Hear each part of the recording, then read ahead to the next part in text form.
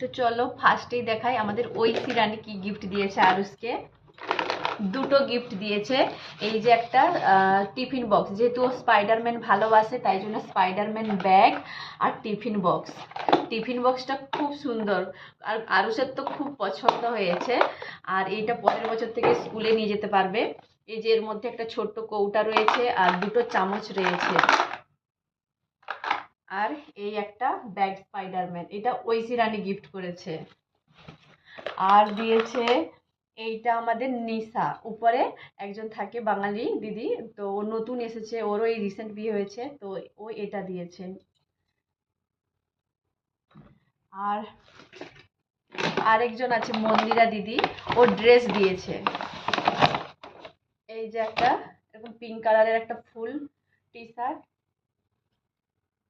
আর এই একটা জিন্সের প্যান্ট।